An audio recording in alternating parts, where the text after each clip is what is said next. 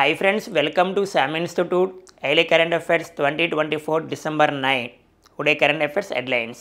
Okay, first one గమనిస్తున్నా Judy Garland ధరించిన ruby చెప్పుల వేలము.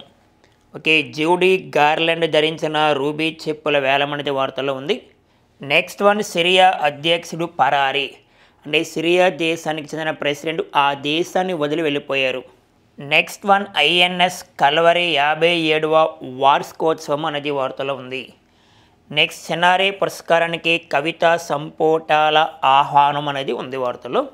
నెక్స్ట్ చపాటా మిర్చికి భౌగోళిక గుర్తింపు అంటే జిఐ ట్యాగ్. నెక్స్ట్ కళా ఉత్సవ రాష్ట్ర స్థాయి పోటీలు కూడా వార్తలో ఉన్నాయి నెక్స్ట్ జాతీయ ఇంధన వారోత్సవాలు కూడా వార్తలో ఉన్నాయి. ఇవి మనకున్న headlines. And first current affairs బీమా సఖీ పథకము అండ్ అఫీషియల్ వెబ్సైట్లో వచ్చిందన్న బీమా సఖీ పథకము అంటే మోడీ గవర్నమెంట్లో మహిళలకు ప్రాధాన్యత ఇస్తున్నారు. అంటే జెండర్ ఈక్వాలిటీ దృష్టిలో పెట్టుకొని ఉమెన్స్ ఎంపవర్మెంట్ దృష్టిలో పెట్టుకున్నానా అంటే ఉమెన్ ఎంపవర్మెంట్ మహిళా సాధికారత కూడా ప్రాధాన్యత ఇస్తున్నారు. దీంట్లో భాగంగానే మోడీ గారు ఇటీవల కాలంలో కొన్ని పథకాలు తీసుకొచ్చారు. దాంట్లో స్పెసిఫిక్గా ఉమెన్స్ కోసం వచ్చిన పథకాలు చాలా ఇంపార్టెంట్. ఒక్కసారి మీరు గమనిస్తేనన్నా 2024 సెప్టెంబర్ 17వ తారీఖున 2024 సెప్టెంబర్ 17వ తారీఖున సుభద్ర యోజన పథకము మరి సుభద్ర యోజన పథకాన్ని ఏ రాష్ట్రం ఏర్పాటు చేసిందంటే ఒడిశా రాష్ట్రం ఏర్పాటు చేసింది. ఒడిశా ఈ పథకాన్ని ప్రారంభించిందన్న మోడీ గారు. దీని ముఖ్య ఉద్దేశం ఏంటంటే ప్రధానంగా ఒడిశా రాష్ట్రంలో ఉన్న ఉమెన్స్ గమనిస్తే ఒడిశా రాష్ట్రంలో ఉన్న 21 ఇయర్స్ నుంచి 60 ఇయర్స్ మధ్యలో ఉన్న ఉమెన్స్కి వర్తిస్తుంది ఈ పథకము. ఈ పథకం ద్వారా ఒక్కొక్క మహిళకు సంవత్సరానికి 10,000 రూపాయలు అందిస్తున్నారు. 10,000 రూపాయలు అందిస్తారు. ఈ 10,000 రూపాయలు ఒకేసారి కాకుండా 2 టర్మ్స్ 2 భాగాలుగా ఇస్తానన్నా 2 భాగాలుగా ఇస్తారు. 5,000 రూపీస్. ఈ సుభద్ర యోజన పథకం ఒడిశా రాష్ట్రం తీసుకొచ్చింది ఉమెన్స్ కోసం. అది కూడా ఉమెన్స్ 21 ఇయర్స్ నుంచి 60 ఇయర్స్ లోపల ఉండాలన్నా చాలా ఇంపార్టెంట్. అలాగే ఇటీవల కాలంలో ఉమెన్స్కి సంబంధించి నమో డ్రోన్ దీదీ పథకము అంటే ఇది కూడా మహిళా సాధికారత కోసం ఉమెన్స్కి అన్ని రంగాల్లో అవకాశాలు ఇవ్వాలి అంటే నమో డ్రోన్ దీదీ పథకాన్ని ఏర్పాటు చేశారు. మరి దీని ద్వారా ఒక్కొక్క మహిళకు 8 లక్షలు ఇస్తారమ్మా. 8 లక్షలు ఇవ్వడం జరుగుతుంది. నమో డ్రోన్ దీదీ పథకము. మరి ఇప్పుడు వార్తల్లోకి వచ్చిన చాలా ఇంపార్టెంట్ బీమా సఖీ పథకము. దీంట్లో గమనిస్తే పురోగామిక నారీ శక్తి వికసిత్ భారత ప్రధాని నరేంద్ర మోడీ 2047 నాటికి వికసిత్ భారత్ అంటే అభివృద్ధి చెందిన దేశంగా మారబోతుంది భారతదేశం. దీంట్లో మహిళలు కూడా ఈక్వాలిటీ అవ్వాలనే ఉద్దేశంతో దీన్ని ఏర్పాటు చేశారు. మరి ఇటీవల కాలంలో ఈ పథకాన్ని ఏ రాష్ట్రం తీసుకొచ్చింది అంటేనేమో హర్యానా రాష్ట్రం. ఓకే, బీమా సఖీ పథకము ఏ రాష్ట్రం తీసుకొచ్చింది అంటే హర్యానా. దీన్ని ప్రారంభించింది మోడీ గారు, నరేంద్ర మోడీ. మరి దీని ముఖ్య ఉద్దేశం గమనిస్తే 3 సంవత్సరాలు 2 లక్షలు అంటే 3 సంవత్సరాలు 2 లక్షలు మహిళలకు అందిస్తారు. దీని ముఖ్య ఉద్దేశం 3 సంవత్సరాల్లో 2 లక్షల మంది మహిళలకు 3 సంవత్సరాలు 2 లక్షల మంది మహిళలకు ఈ పథకం కింద స్వావలంబన అంటే 3 సంవత్సరాలు 2 లక్షల మహిళలకి అందుతుంది ఈ పథకం అనేది. మరి దేనికోసం ముందుగా ఒక్కసారి గమనిస్తే 3 సంవత్సరాలకు స్టైఫండ్ స్కీమ్ ఇది. నెక్స్ట్ అతి తక్కువ విద్య అర్హత అంటే 10వ తరగతి చదివి ఉంటే సరిపోదు ఆ మహిళ. నెక్స్ట్ అతి తక్కువ ప్రవేశ వయస్సు అంటే ఒకవేళ ఈ పథకానికి అప్లై చేసుకోవాలంటే ఆ ఉమెన్ ఏజ్ ఎంత ఉండాలంటే 18 ఇయర్స్ ఉండాలన్న 18 ఇయర్స్. మరి బీమా సఖీ పథకంతో అనుసంధానమైన ఉండేందుకు మరి సమాచారం కోసము దగ్గరలో ఉన్న ఎల్ఐసి శాఖను సంప్రదించండి. ఎల్ఐసి శాఖ అంటే లైఫ్ ఇన్సూరెన్స్ కార్పొరేషన్కి వర్తిస్తుంది. ఏమీ లేదా సింపుల్గా ఒకటే గుర్తుపెట్టుకో, ఇటీవల కాలంలో బీమా సఖీ పథకాన్ని ఎవరి కోసం అంటే ఉమెన్స్కి వర్తిస్తుంది. ఏ రాష్ట్రం ప్రారంభించింది అంటే హర్యానా. ఓకే, అరే నెక్స్ట్ కరెంట్ అఫైర్స్ గమనిస్తే జూడీ గార్లాండ్ ధరించిన రూబీ చెప్పుల వేలము. యాక్చువల్లీ ఈ చెప్పులు 2005లో చోరీకి గురయ్యాయి. చోరీ అంటే బట్ ఆ చెప్పుల్ని దొంగలించారమ్మా. లేటెస్ట్గా దానికి వేలం వేయడం జరిగింది. మరి దాదాపుగా ఎంత ప్రైజ్ మనీ పలికింది, అసలు ఈ చెప్పులు ఏ సినిమాలో ఉపయోగించారు, అసలు ఎవరు ఉపయోగించారు మాట్లాడతాం. మరి అమెరికాకు చెందిన నటి గాయకురాలు జూడీ గార్లాండ్ మరి జూడీ గార్లాండ్ ఏ మూవీలో ఉపయోగించిందన్నానంటే ది వజార్డ్, గమనించారు, ది వజార్డ్ ఆఫ్ ఓజ్ చిత్రంలో ధరించిన రూబీ చెప్పులు. ఆ చెప్పుల పేర్లు గుర్తుపెట్టుకో, మా రూబీ చెప్పులు అంటే జూడీ గార్లాండ్ ధరించిన చెప్పుల పేరు రూబీ చెప్పులు. ఏ మూవీలు అంటే ది వజార్డ్ ఆఫ్ ఓజ్, గుర్తుపెట్టుకో, ది వజార్డ్ ఆఫ్ ఓజ్. ఇది 1939లో వచ్చిన మూవీ నాన్న. మరి 1939లో వచ్చిన మూవీలో ధరించిన చెప్పుల్ని 2005లో మిన్నెసోటాలోని మ్యూజియంలో ప్రదర్శనకు ఉంచారు. గుర్తుపెట్టుకో, మిన్నెసోటాలోని మ్యూజియంలో ప్రదర్శనకు ఉంచారు. అవి 2005లో దొంగలించారు ఆ చెప్పుల్ని. దాదాపుగా 20 సంవత్సరాల తర్వాత వెలుగులోకి వచ్చింది, 20 years తర్వాత. ఇక్కడ కనిపిస్తున్నాయి కదా ఇవే. మరి ఈ చెప్పుల యొక్క వేలం ఎంత పలికిందంటే నిన్నటి రోజున వేలం వేయగా మరి ఎవరు వేలం వేశారు అంటే డాలస్కు చెందిన సంస్థ వేలాన్ని నిర్వహించింది. మరి ఎంత పలికిందంటే $28 అంటే ఇండియన్ కరెన్సీలో 237 కోట్లకు పైగా. అంటే జూడీ గార్లాండ్ ఏ మూవీలో ధరించిందమ్మా అని గమనించాలి. ద వజార్డ్ ఆఫ్ ఓజ్ లేదా విజార్డ్ అనొచ్చు, నో ప్రాబ్లం. ఆ చెప్పుల పేరు రూబీ చెప్పులు.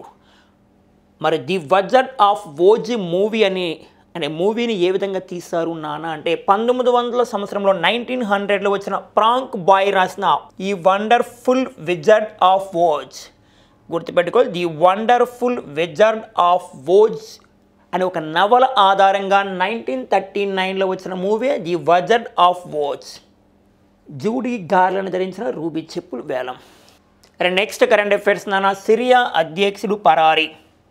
అసలు సిరియా అధ్యక్షుడు పరారీ అవడానికి కారణం ఏంటి గమనిస్తే, గత 5 దశాబ్దాలుగా సిరియా దేశాన్ని వాళ్ళ కుటుంబీకులే పరిపాలిస్తున్నారు. ఇప్పుడు ఏమైంది నాన్న అంటే సిరియా అధ్యక్షుడు పూర్తిగా ఆ దేశాన్ని వదిలి వెళ్ళిపోయినట్టు అక్కడ ఉన్న పాలకులు చేశారు. అక్కడ ఉన్న ప్రజలే పరిపాలిస్తున్నారు ఈ దేశాన్ని ఇప్పుడు. మరి ఈ దేశం నుంచి వెళ్ళిపోయిన ఆ వ్యక్తి పేరు ఎవరు, అసలు ఆ వ్యక్తికి ఏ 2 దేశాలు సపోర్ట్ చేస్తున్నాయి, ఇప్పుడు ఈ దేశం నుంచి ఏ దేశం వెళ్ళిపోయారు. మరి సిరియా అధ్యక్షుడు పరారీ, ఆయన పేరు బషార్ అల్ అసాద్. గత 5 దశాబ్దాలుగా నానా నిరంకుశ పరిపాలన రాక్షస పాలన చేస్తూ ఉండేవారు. వాళ్ళ కుటుంబీకులుగా మొత్తం కూడా 5 దశాబ్దాలుగా కూడా ఉండేవారు ఆ పదవిలో. ఇప్పుడు ప్రజలే పాలించడానికి ముందుగా వచ్చారు. దాంట్లో ఒక ఉగ్రవాద సంస్థ వ్యక్తి కూడా ఉన్నారు. సిరియా యొక్క రాజధాని దమాస్కస్. మరి సిరియా దేశానికి రష్యా మరియు ఇరాన్ దేశాలు సపోర్ట్ చేస్తూ ఉంటాయి. ఇప్పుడు ఏం చెప్పిందంటే ఇరాను అండ్ సిరియా యొక్క పరిపాలన మీ చేతిలోనే ఉంది, మీరే పాలించుకోండి, మాకు ఎటువంటి సంబంధం లేదు అని చెప్పడం జరిగింది నాన్న. మరి ఆయన పేరు బషార్ అల్ అసాద్. మరి ఇప్పుడు ఈయన అంటే బషార్ అల్ అసాద్ ఆ దేశాన్ని వదిలి వెళ్ళిపోయారు. మరి ఏ దేశం వెళ్ళిపోయారమ్మంటే రష్యాకి శరణార్థి పరంగా వెళ్ళిపోయామా, శరణం కోరి వెళ్ళిపోయాడు. అంటే రిఫ్యూజెస్ ఆ దేశాన్ని వదిలి వెళ్ళిపోయారు. మరి అబూ మహమ్మద్ అల్ జులానీ నేతృత్వంలోని హమాత్ తహరీర్ అల్ షామ్ కీలక పాత్ర పోషిస్తుంది.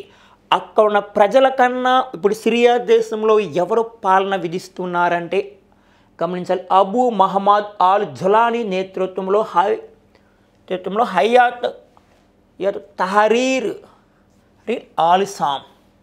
ఇప్పుడు సిరియా అధ్యక్షుడు దేశాన్ని వదిలిపోవడం వల్ల పాలస్తీనా కూడా మంచి వెసులుబాటు వచ్చింది నాన్న. నెక్స్ట్ కరెంట్ అఫైర్స్ మనం గమనిస్తే ఐఎన్ఎస్ కల్వరి 57వ వార్షికోత్సవము. భారతదేశం తొలి జలాంతర్గామి అంటారు. India first submarine next INS Calvary. దీంట్లో మొత్తం 6 రకాలు ఉంటాయి. ఈ 6 రకాలు ఫస్ట్ వన్ ఏంటంటే ఐఎన్ఎస్ కలవరి. మరి 57వ వార్షికోత్సవం ఎక్కడ జరిపారు గుర్తుపెట్టుకోవాలి, గమనించాలి. ఆర్కే బీచ్లో. మరి ఐఎన్ఎస్ కలవరిని 1967 డిసెంబర్ 8వ తారీఖున జాతికి అంకితం చేస్తారు. మరి ఆర్కే బీచ్లో కురుసుర జలాంతర్గామి మ్యూజియం ప్రాంగణంలో 57వ వార్షికోత్సవం అనేది జరిపారు నాన్న ఐఎన్ఎస్ కలవరి. మరి ఇది 6వ రకమా first one India first submarine. మొత్తం 6 ఉన్నాయి దీంట్లో. ఒక్కసారి గమనిస్తే ఐఎన్ఎస్ కలవరి, సెకండ్ వన్ గమనిస్తే INS Khanderi, next third one INS Karanj, fourth one INS Vela, fifth one INS Vagir, sixth one INS Vagsheer. ఇవి మొత్తం 6. మరి ఐఎన్ఎస్ కల్వరి మరి ఇవన్నీ కూడా ప్రాజెక్టు 75 భాగంలో నిర్మిస్తున్నారు. ఎవరు నిర్మిస్తున్నారంటే ముంబైకి చెందిన మజగావ్ డాక్ షిప్ యార్డ్ లేదా డాక్ షిప్ బిల్డర్స్ లిమిటెడ్ వారు. నెక్స్ట్ ఐఎన్ఎస్ కల్వరి 57వ వార్షికోత్సవం అనేది గుర్తుపెట్టుకోవాలి. మరి లేటెస్ట్గా Indian navy 2024 Indian navy celebration ఎక్కడ జరిగింది నాన్న? డిసెంబర్ 4వ తారీఖున ఎక్కడ జరిగింది అంటే పూరిలో జరిగింది అని చెప్పుకున్నాం. పూరి అంటే ఒడిస్సా. దీనికి ముఖ్య అతిథిగా ఎవరు హాజరయ్యారు అంటే ద్రౌపది ముర్ము హాజరయ్యారు. సరే, నెక్స్ట్ కరెంట్ అఫైర్స్ నాన్న. సినారే పురస్కారానికి కవితా సంపుటాల ఆహ్వానం. సినారే, డాక్టర్ సినారే సింగిరెడ్డి నారాయణ రెడ్డి, ఆయనకి 1988లో ఒక అవార్డు కూడా వచ్చిందమ్మా. అవార్డు పేరే జ్ఞాన్పీఠ్ అవార్డు. మరి జ్ఞాన్పీఠ్ అవార్డు గ్రహీత అండ్ సినారే. ఆయన రాసిన పుస్తకానికి విశ్వంబర అనే పుస్తకానికి 1988లో జ్ఞాన్పీఠ్ అవార్డు వచ్చింది. మన తెలుగు వ్యక్తి. జ్ఞాన్పీఠ్ అవార్డు పొందిన తెలుగువారు మొత్తం 3 మెంబర్స్: విశ్వనాథ్ సత్యనారాయణ, సినారే, రావూరి భరద్వాజ. విశ్వనాథ్ సత్యనారాయణకి 1970, సినారే 1988, రావూరి భరద్వాజ 2012 సమయంలో వచ్చింది నాన్న. అలాంటి సినారే పేరు మీదుగా అవార్డ్స్ ఇవ్వడం జరుగుతుంది. లాస్ట్ టైం 2023 సమయంలో 2023 సమయంలో ఒక వ్యక్తికి ఇచ్చారు. సుద్దాల అశోక్ తేజ్కి ఇచ్చారు. సుద్దాల అశోక్ తేజ్ అంటే సినీ రచయిత. ఒకసారి గమనిస్తే సాహితీ గౌతమి అంటే నాన్న మనకి ఎక్కడ ఉందంటే కరీంనగర్ జిల్లాలో ఉండే కరీంనగర్ జిల్లా ప్రధాన కార్యాలయము. అంటే కరీంనగర్ జిల్లా ప్రధాన కార్యాలయమైన సాహితీ గౌతమి ప్రతి సంవత్సరము అందిస్తున్న ప్రతిష్టాత్మక సినారే కవితా పురస్కారము 2022కు తెలుగు రాష్ట్రాల నుంచి వచన కవితా సంపుటాలు ఆహ్వానము. మరి ఈ కమిటీ నిబంధన ప్రకారము 2019, 2020, 2021 సంవత్సరంలో ముద్రించిన కవితా సంపుటాలను డిసెంబర్ 25లోపు పంపించాలి. ఎవరైతే రచయితలు రాసి ఉంటారో పుస్తకాలని, దీర్ఘకాల పుస్తకాలు పెద్ద పెద్ద లైన్స్ కాకుండా సింపుల్గా ఉండాలన్నా అటువంటి పుస్తకాలు డిసెంబర్ 25 లోపల పంపిస్తే వాటిని చూసి దాంట్లో సెలెక్ట్ చేస్తారు ఈ అవార్డుకి. ఓకేనా? డాక్టర్ సినారే పురస్కారం. నెక్స్ట్ కరెంట్ అఫైర్స్ గమనిస్తే చపాటా మిర్చికి భౌగోళిక గుర్తింపు జిఐ ట్యాగ్. ఒక ప్రాంతం ఆధారంగా ఒక వస్తువుకు వచ్చే గుర్తింపు లేదా ఒక వస్తువు ఆధారంగా ఆ ప్రాంతానికి గుర్తింపు. ఉదాహరణకి అరకు అనేది ఒక ప్రాంతం. ఈ అరకు ప్రాంతం నుంచి ఏ వస్తువు గుర్తింపు వచ్చామో కాఫీకి. అందువల్ల ఏమంటాం? అరకు కాఫీకి జిఐ ట్యాగ్ ఉందా లేదా? ఎస్ ఉంది. జాగ్రఫికల్ ఇండికేషన్ ఎవరు ఇస్తారంటే చెన్నైకి చెందిన వారికి అప్లై చేసుకోవాలి. జిఐ ట్యాగ్ అని పిలుస్తారు. GI tag. మరి జిఐ ట్యాగ్ యాక్ట్ మనకి 1999లో వచ్చింది. మరి ఇది అమల్లోకి వచ్చింది 2003లో అమల్లోకి వచ్చింది. దీని head quarter Chennai. GI tag పొందిన వస్తువుకి ఎక్కువ గిరాకీ ఉంటుంది. అంటే విదేశాల మార్కెట్లో చాలా డిమాండ్ ఉంటుందన్న. ఎవరైతే ఏ వస్తువుకి అయితే జిఐ ట్యాగ్ ఇచ్చామో ఇంకా నకిలీ వస్తువులు తయారు కావు. ఉదాహరణకి మన ఆంధ్రప్రదేశ్లో చాలా వస్తువులకి జిఐ ట్యాగ్ గుర్తింపు రావడం జరిగింది. మరి చపాటా మిర్చికి, మరి చపాటా మిర్చి అంటే ఏ రాష్ట్రానికి చెందిందంటే మన తెలంగాణకు చెందింది. మరి తెలంగాణలో ప్రధానంగా ఉమ్మడి వరంగల్ జిల్లాకు చెందిన ఉమ్మడి వరంగల్ జిల్లా. మరి ఉమ్మడి వరంగల్కు చెందిన చపాటా మిర్చికి భౌగోళిక గుర్తింపు దీనికి అప్లై చేసుకున్నారు. మరి ఈ గుర్తింపు ఎప్పుడు లభిస్తుందంటే 2025 ఏప్రిల్ మంత్లో ఇవ్వడం జరుగుతుంది. మరి చపాటా లేదా టమాటా మిర్చి అని పిలుస్తారు. వచ్చే సంవత్సరంలో ఏప్రిల్లో వారు గుర్తింపు ఇవ్వడం జరుగుతుంది. లేటెస్ట్గా ఇటీవల కాలంలో తెలంగాణ రాష్ట్రం నుంచి హైదరాబాద్ లక్క గాజులకి కూడా జిఐ ట్యాగ్ గుర్తింపు వచ్చింది.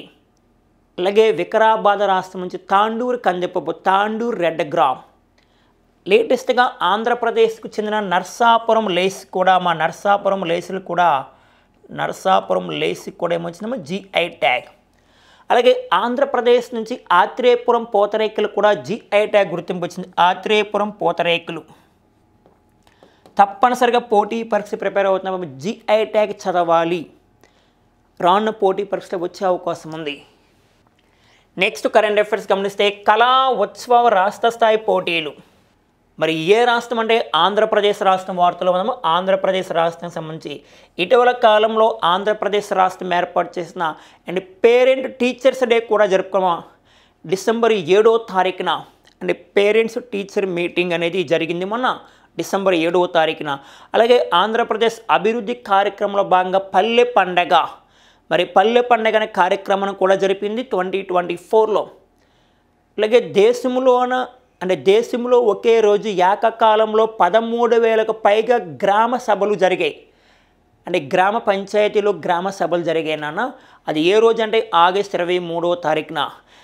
మరి ఇటీవల కాలంలో చాలా స్కీమ్స్ వస్తున్నాయి ఆంధ్రప్రదేశ్లో, ఇవన్నీ చూస్తూ ఉండాలి మీరు. దీంట్లో ప్రధానంగా విద్యార్థుల ప్రతిభను ప్రోత్సహించడానికి డిసెంబర్ 9, 10 తేదీలో నిర్వహణ. డిసెంబర్ 9, 10 తేదీలో మరి ఎవరు దీన్ని అనౌన్స్మెంట్ చేసింటే పాఠశాల విద్యాశాఖ డైరెక్టర్ వి విజయరామరాజు తెలిపారు. దీని గురించి ఎక్కడ జరుగుతాయి నాన్న అంటే విజయవాడ పారంకిలోని మురళీ రిసార్ట్స్ ప్రాంగణంలో ఈ కార్యక్రమాన్ని నిర్వహిస్తారు డిసెంబర్ 9, 10 తేదీలో. మరి ఈ కార్యక్రమాన్ని ఎవరెవరు కలిసి ఏర్పాటు చేయనున్నారు ఇది మనకి ఇంపార్టెంట్. మరి సమగ్ర శిక్ష అభియాన్, నెక్స్ట్ రాష్ట్ర విద్యా పరిశోధన శిక్షణ సంస్థ అంటే ఎస్సిఈఆర్టీ సంయుక్తంగా నిర్వహిస్తున్న ఈ కార్యక్రమంలో జిల్లా స్థాయి పోటీలో ఎంపికైన 9, 10, 11, 12 తరగతుల విద్యార్థులు పాల్గొంటారు. ఓకేనా, గుర్తుపెట్టుకోవాలి. ఒక్కసారి మనం గమనిస్తే కళా ఉత్సవ రాష్ట్ర స్థాయి పోటీలో ఎవరైతే ప్రతిభ చూపిస్తారో వారిని సెలెక్ట్ చేసామా 2025 జనవరి 2 నుండి 7 వరకు జరిగిన జాతీయ స్థాయి పోటీలకు ఎంపిక చేస్తారు. జనవరి 2, 7 తేదీ జనవరి 2 నుంచి 7 వరకు జరుగుతాయి. ఎక్కడ జరుగుతాయి జాతీయ స్థాయి పోటీ అంటే భోపాల్, మధ్యప్రదేశ్ రాజధాని భోపాల్లో జరుగుతాయి కదా, దాంట్లో పంపిస్తారు నాన్న. ఓకే, నెక్స్ట్ కరెంట్ అఫైర్స్ జాతీయ ఇంధన వారోత్సవాలు. మరి ఇంధనం అంటే తెలిసిన ఫ్యూయల్ అంటే పర్యావరణానికి చాలా ఉపయోగపడటానికి ఇటీవల కాలంలో కర్బన ఉద్గారాలు తగ్గించాలనే ఉద్దేశంతో కాఫ్ సమిట్ అంటే కాన్ఫరెన్స్ ఆఫ్ పార్టీస్ ప్రపంచ దేశాలన్నీ కలిపి జరుపుతున్నాయి. 2024లో కాఫ్ 29 సమిట్ అజర్బైజాన్ రాజధాని బాకులో జరిగింది. అంటే యుఎన్ఓ ఆధ్వర్యంలో అంటే పర్యావరణానికి మేలు చేయాలనే ఉద్దేశంతో కర్బన ఉద్గారాలు తగ్గించాలి. దీంట్లో భాగంగానే మనం కొన్ని సందర్భాల్లో పెట్రోల్కు బదులుగా డీజిల్కు బదులుగా రిన్యూవబుల్ సోర్స్ అవన్నీ వాడుతూ ఉండాలి. ఎందుకంటే నెక్స్ట్ అలాంటప్పుడే పర్యావరణం మనం కాపాడగలం. మరి జాతీయ ఇంధన వారోత్సవాలు మనకి ప్రధానంగా తెలిసిన ఇంధనం అనేది విద్యుత్ ఉత్పత్తి మరియు వాహనాల తయారీలో ఉపయోగిస్తాం, లేదా వాహనాలు నడపడానికి ఉపయోగిస్తూ ఉంటాం, మరియు వంట చేయడానికి కూడా ఇంధనాన్ని ఉపయోగిస్తూ ఉంటాం. మరి జాతీయ ఇంధన వారోత్సవాల గురించి ఒకసారి మనం మాట్లాడితే నాన్న 2024 డిసెంబర్ 14 నుండి డిసెంబర్ 20 వరకు జరుగుతాయి నాన్న. మరి జాతీయ ఇంధన పరిరక్షణ వారోత్సవాల్లో ప్రజలు భాగస్వామ్యం కావాలని bureau of energy efficiency BEE అని పిలుస్తారో ప్రకటించింది. మరి bright ideas bright ideas and better future పేరుతో ఆంధ్రప్రదేశ్ ప్రభుత్వం విద్యార్థులకు వివిధ పోటీలు నిర్వహించి బహుమతులు అందిస్తారు. అంటే జాతీయ ఇంధన వారోత్సవాల భాగంలోనే మన ఆంధ్రప్రదేశ్ ఏ పేరుతో నిర్వహిస్తుందంటేనన్న important bright ideas and better future పేరుతో. లేటెస్ట్గా మనం ఒక పథకం చూసాం నాన్న, లేదా ఒక కార్యక్రమం వర్జావీరు కార్యక్రమాన్ని మీకు చెప్పుకున్నాం. వర్జావీరు కార్యక్రమం ముఖ్య ఉద్దేశం నాన్న ప్రజలకు అందుబాటులో ఇంధన సామర్థ్యాన్ని పెంపొందించడం. అంటే ప్రజలకు అందుబాటులో ఇంధన సామర్థ్యాన్ని ఉపయోగించుకోవడం అనేది వర్జావీరు కార్యక్రమం కూడా చెప్పుకున్నాం.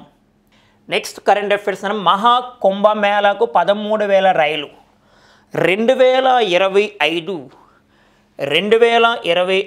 జనవరి 13 నుండి ఫిబ్రవరి 26 వరకు ఉత్తరప్రదేశ్ రాష్ట్రంలో మహాకుంభమేళా జరుగుతుందని మాట్లాడుకున్నాం. ఒక 2 times మనం మాట్లాడాం. ఈ సమయంలోనే మహాకుంభ్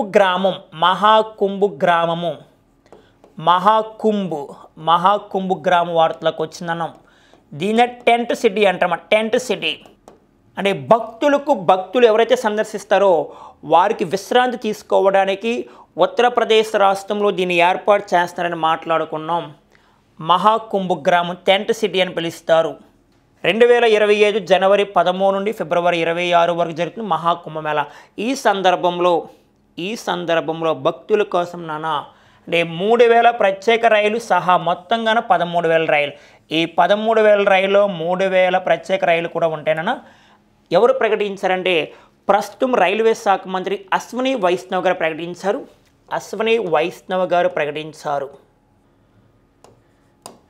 మరి మహాకుంభమేళా సందర్భంగా గత 2 సంవత్సరాల నుండి అక్కడ ఏర్పాటు చేయడానికి దాదాపుగా ప్రభుత్వం ఎంత ఖర్చు పెట్టిందంటే గత 2 సంవత్సరాలుగా 5,000 కోట్లకు పైగా ఖర్చు చేసింది. దీంట్లో భాగంగా 13,000 రైళ్లను కూడా ఏర్పాటు చేస్తున్నారన్న అని అశ్విని వైష్ణవ్ ప్రకటించారు.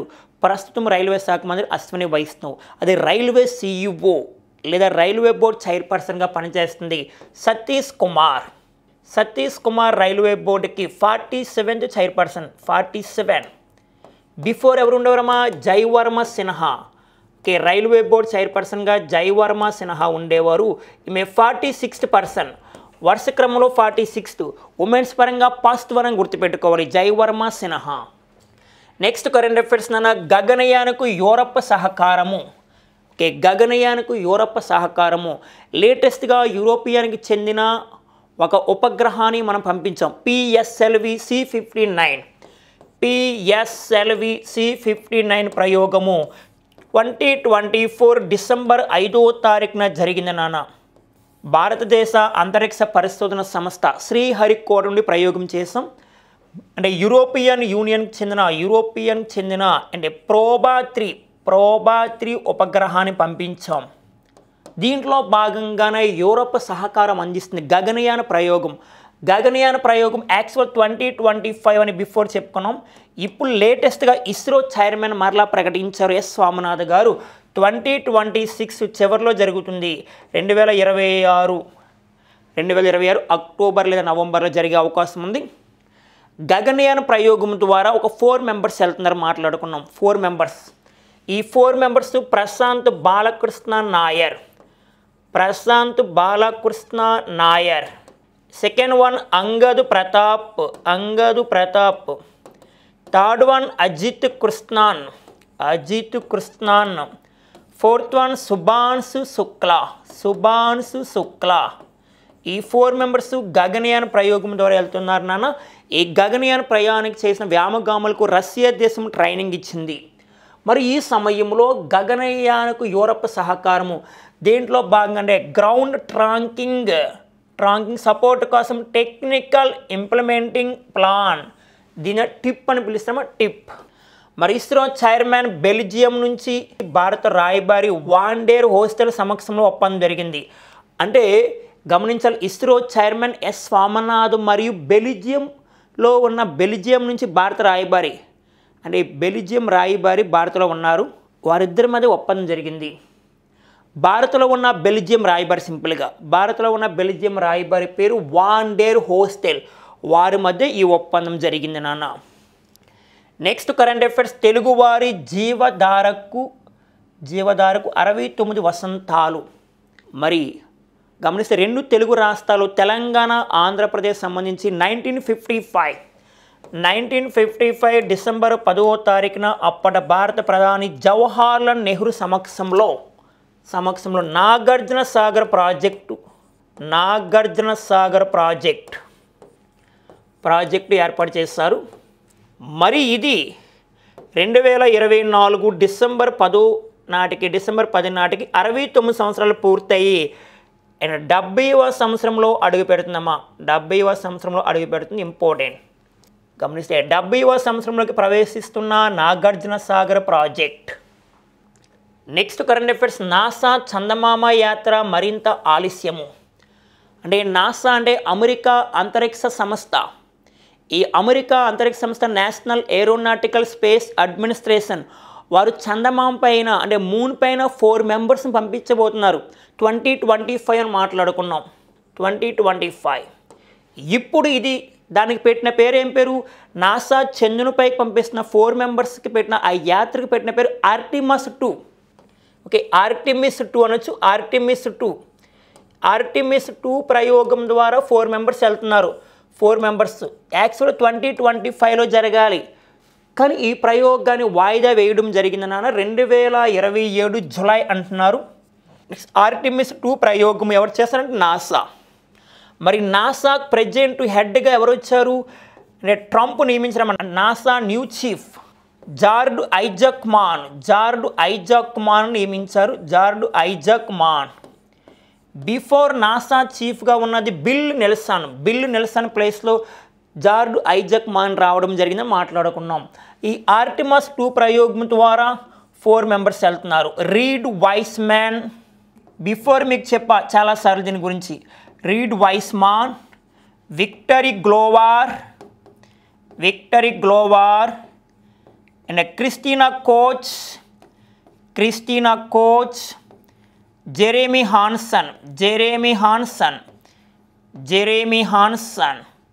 ఈ 4 మెంబర్స్ పంపిస్తున్నారు 2027 జులై. ఏ పేరుతో? ఆర్టిమస్ 2 చందమామపైకి వెళ్తున్నారు 4 members. Reid Wiseman, Victor Glover, Christina Koch, Jeremy Hansen. Next current affairs అమ్మా, సిక్కిం యూనివర్సిటీ విద్యార్థులకు ఋతుక్రమ సెలవులు అంటే మెన్స్ట్రువల్ లీవ్స్ అని పిలుస్తాం. భారతదేశంలో తొలిసారిగా ఏ రాష్ట్రం ప్రకటించిందని నెలసరి సెలవులు, మహిళలకు నెలసరి సెలవులు లేదా ఋతుక్రమ సెలవులు అంటారు. భారతదేశంలో తొలిసారిగా ప్రకటించిన రాష్ట్రం అయితే కేరళ. భారతదేశంలో తొలిసారిగా ప్రకటించిన యూనివర్సిటీ కూడా కేరళ రాష్ట్రము. ఇప్పుడు ఇదే తరహాలో సిక్కిం కూడా వస్తుందన్న. ఎప్పటి నుంచి అంటే డిసెంబర్ 4 నుంచే అమల్లోకి. ప్రతి నెల ఒక రోజు ఇస్తారన్న. ప్రతి నెల ఒక రోజు తీసుకోవచ్చు. అక్కడ నా ఉమెన్స్ గుర్తుపెట్టుకోవాలి. భారతదేశంలో ఒక గ్రామం గురించి మీకు చాలా ఇంపార్టెంట్. కుంభలంగి. ఈ కుంభలంగి ఎక్కడ ఉందంటే కేరళ రాష్ట్రంలో ఉంది. భారతదేశంలో తొలిసారిగా మహిళలకు శానిటరీ ప్యాడ్స్ని అందించిన రాష్ట్రం కుంభలంగిలో. అంటే కుంభలంగి అనే గ్రామం ఏ రాష్ట్రంలో ఉంది? కేరళ. గుర్తుపెట్టుకోవాలి. సరే, నెక్స్ట్ కరెంట్ అఫైర్స్ మనం గమనిస్తే బ్యాంక్ ఆఫ్ చైనా డైరెక్టర్గా మన తెలుగు రాష్ట్రానికి చెందిన వ్యక్తి, విజయనగరం జిల్లా బొబ్బిలి నియోజకవర్గం ఒక ఉమెన్ రావడం జరిగింది. ప్రపంచంలో అద్భుతమైన బ్యాంకు. ఆ బ్యాంక్ నాన్న ఐసిబిసి బ్యాంక్ అంటారు. ఐసిబిసి అంటే industrial and commercial bank of China. మరి ఈ బ్యాంక్ నాన్న మనం గమనిస్తే 1984లో ఏర్పాటైంది. 1984 మా చైనాలో ఉంటుంది. చైనా దేశంలో దీన్ని ఐసిబిసి బ్యాంక్ అంటారు. లేదా బ్యాంక్ ఆఫ్ చైనా డైరెక్టర్గా ఒక ఉమెన్ రావడం జరిగింది. మన తెలుగు రాష్ట్రానికి చెందిన వ్యక్తి అంటే కొల్లి భారతి బొబ్బిలి నియోజకవర్గం బాండంగి మండలము. మరి అమెరికా డ్యూక్ యూనివర్సిటీలో ఎంబీఏ పూర్తి చేశారేమే. నెక్స్ట్ 2024 రైజింగ్ స్టార్ ఉమెన్గా ఎంపికయ్యారు. 2024 రైజింగ్ స్టార్ ఉమెన్గా ఎంపికయ్యారు, గుర్తుపెట్టుకోవాలి. లేటెస్ట్గా మనం గమనిస్తే బ్యాంక్ ఆఫ్ చైనా మాజీ డైరెక్టర్ మరణశిక్షను ఖరారు చేశారు. అవినీతి ఆరోపణలో భాగంగా 1.68 యూఎస్ఏ డాలర్లు తీసుకున్నాడు ఆయన. అందువలన ఆయనకి మరణశిక్ష ఖరారు చేశారు. ఆయన పేరు చాలా ఇంపార్టెంట్ అమ్మా, లీ లియాంగే గుర్తుపెట్టుకోవాలి. బ్యాంక్ ఆఫ్ చైనా డైరెక్టర్గా లేదా ఐసిబిసి బ్యాంక్ డైరెక్టర్గా ఎవరు వచ్చారు? ఐసిబిసి అంటే industrial and commercial bank of China వచ్చింది కొల్లి భారతి. ఇక్కడ కనిపిస్తున్నవి ఏమే. ఓకే ఫ్రెండ్స్, ఇవి మనకున్న current affairs. All the best.